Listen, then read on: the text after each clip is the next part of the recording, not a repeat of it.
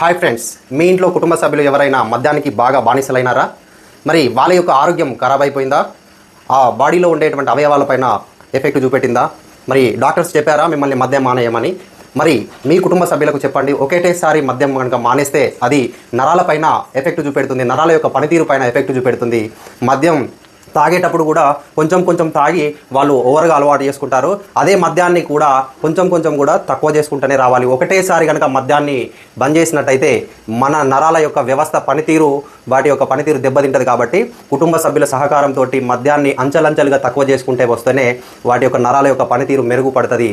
ఒకేసారి మద్యాన్ని అలవాటు చేసుకోవడం ఎంత తప్పో, ఒకటేసారి మద్యాన్ని బంద్ చేయడం కూడా అంతే మన అవయవాలపైన పనితీరు పైన దెబ్బ తింటుందని డాక్టర్లు చెప్పడం జరుగుతుంది. మరి ఒకటేసారి మద్యాన్ని బంద్ చేస్తే ఏమవుతుంది అని అంటే మన నరాలపైన వాటి యొక్క పనితీరు దెబ్బతినడంతో కాకుండా మతిమరుపు రావడం జరుగుతుంది. దాంతోపాటు దానికి వచ్చేటువంటి